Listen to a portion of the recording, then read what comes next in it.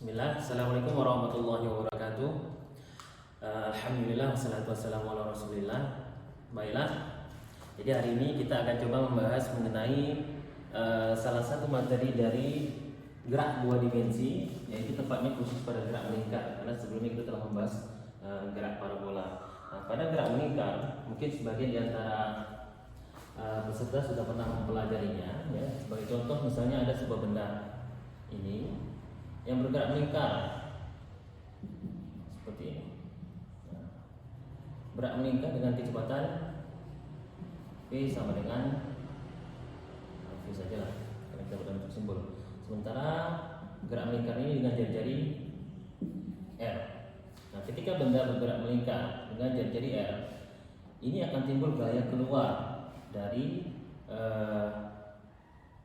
alur lingkaran ini sebesar Fs atau Fs itu gaya sentrifugal, yang mana gaya tersebut selalu arahnya keluar dari benda yang bergerak melingkar.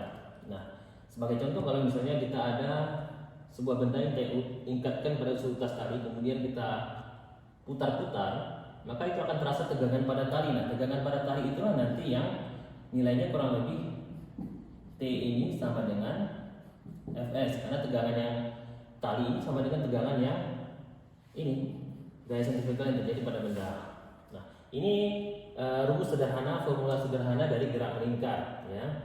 Nah, sekarang kita pengen lihat case-nya itu, atau studi kasus yang sering kita gunakan untuk teori atau formula gerak melingkar adalah salah satunya ketika kita membahas atau ketika peneliti membahas mengenai pergerakan sebuah kendaraan atau mobil. Dalam kasus ini kita contohkan. Nah, jadi kalau kita berjalan berkendaraan menggunakan mobil, itu tidak sedikit atau tidak jarang kita melintasi sebuah jalan yang berliku. Nah, jalan berliku tersebut kadang-kadang, bukan kadang-kadang, ya memang selalu memiliki kelengkungan dengan jari-jari L.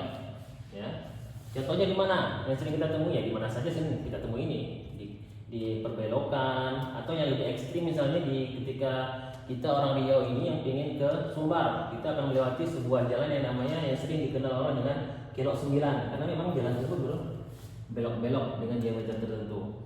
Nah, sebuah contoh kasus di sini, ya, sebuah benda atau benda di sini, mobil. Ya. Ini mobil kalau kita gambarkan seperti ini. Saya kurang pandai dalam menggambar, jadi mohon dimaklumi saja. Ini seperti ini. Ada mobil, anggaplah mobil bagus gila. Nah, mobil ini lari dengan kecepatan tertentu V. Ya. Nah, ini lintasannya itu atau kelokannya itu membentuk lingkaran dengan jari-jari R. Nah, yang menjadi pertanyaan yang sering digunakan formula gerak melingkar untuk kasus mobil pada jalan yang berliku ini adalah untuk mengetahui berapa gaya maksimal, berapa kecepatan maksimal yang diizinkan supaya mobil tersebut tetap pada jalur. Karena kan seperti yang kita ketahui di gerak melingkar, kalau benda itu bergerak membentuk sebuah lingkaran, maka akan ada gaya keluar yang terjadi. Ini gaya keluarnya adalah Fs yang tadi kita bahas tadi. Nah, supaya ini tidak terjadi, mobil tidak tercampak keluar, berapa kecepatan maksimum yang diizinkan. Nah, untuk kasus ini perlu kita ketahui juga, misalnya mobilnya masanya berapa. Kita misalkan mobilnya 750 kg, ya. Nah, selanjutnya ban tersebut dengan aspal itu gaya gesekannya berapa? Mu-nya itu, mu dinamik. Nah, mu dinamik sini bukan mu dinamik yang searah dengan mobil, ya, bukan mu ini, karena yang mu yang searah dengan mobil itu untuk membuat mobilnya bergerak ke depan dan belakang. Tetapi ini adalah mu yang untuk mempertahankan agar mobil tidak tercampak keluar. Artinya mu-nya itu adalah mu yang sini, yang untuk mempertahankan mobil untuk tetap pada posisinya, tidak tercampak keluar atau tidak tertarik ke dalam, ya. Nah, itu kita misalkan biasanya untuk mobil mu itu adalah 0,4 ya sampai 0,8, itu tergantung dari kontak antara ban atau jalurnya atau aspal misalnya. Nah, untuk kasus ini kita ambil nilai misalnya 0,5 lah, ya. Ini mu-nya. Terus apa lagi yang kita ketahui dari kondisi di sini adalah selain massa, ada mu yang terjadi antara ban dengan aspal, ya. Terus ada gaya sentrifugal, ini gaya gesek ke dalam ya, akibat koefisien gesek yang terjadi antara aspal dan ban. Nah, sekarang dari sini coba kita lihat. Yang kita ingin tahu adalah berapa kecepatan maksnya yang diizinkan supaya mobil tersebut tidak tercampak keluar. Ini kita cari. Jadi menggunakan rumus yang sama tadi, ya, Fs. Ini gaya keluar. Nah, supaya dia tidak tercampak keluar kan karena ada gesek antara ban dengan jalur atau aspal ini, yaitu F gesek, F friction, Fs. Nah, nanti ada gaya ke sini, F friction. Kalau FF tadi, ini rumusnya, ini belum ditulis tadi ya. Itu rumusnya untuk gerak melingkar itu adalah M dikali V kuadrat per R. Ini untuk gaya yang membuat benda tersebut tercampak keluar atau gaya sentrifugal. Nah, gaya gesek pada kendaraan itu adalah Newton atau gaya normal dikali mu dynamic, yaitu mu antara ban dan aspal. Nah, di sini kita perbaiki rumusnya ya, per R. Ini N ini adalah M dikali G. M itu adalah massa, G itu adalah gaya gravitasi. Nah, kita nanti ini kali mu D ya.